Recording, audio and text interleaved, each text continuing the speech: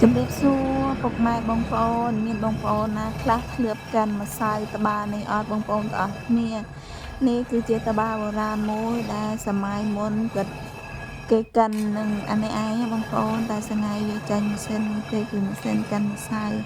តែសម័យពីដើមកាលខ្ញុំនៅទូចបងប្អូនណានិយាយថាត្បាល់នេះគឺខ្ញុំស៊ីធ្នូកាន់ម្សៅឲ្យគេយកលុយតារេណាបងប្អូនទាំងអស់គ្នាថ្ងៃកាន់ឲ្យគេដល់ពេលនេះទៅក៏ខ្ញុំមកវិញតែក៏ខ្ញុំនឹកឃើញតែក៏ខ្ញុំលេងអង្គនេះខ្ញុំកាន់សាកមើលបងប្អូនដើម្បីយកអង្គទៅយកអង្គលេងទៅស្លកកោហើយនេះគឺជារបៀបកាន់បងប្អូននេះកលេងបងប្អូនហើយនិយាយថាពីកាន់ស្រូមែនតែនត្បាល់នេះទោះបីຕົកចោលយូរអត់ដែលប្រើក៏នៅប្រើស្រូដែរ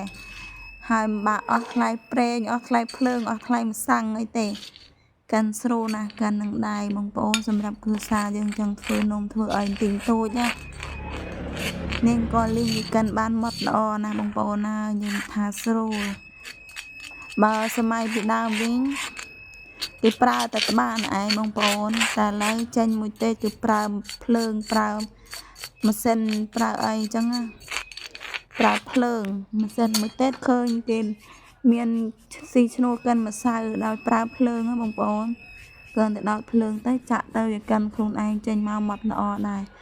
ប៉ុន្តែនេះជាត្បាល់បុរាណទៅចង់បង្ហាញបងប្អូនឲ្យបងប្អូនមើលចឹងណានិយាយថាពី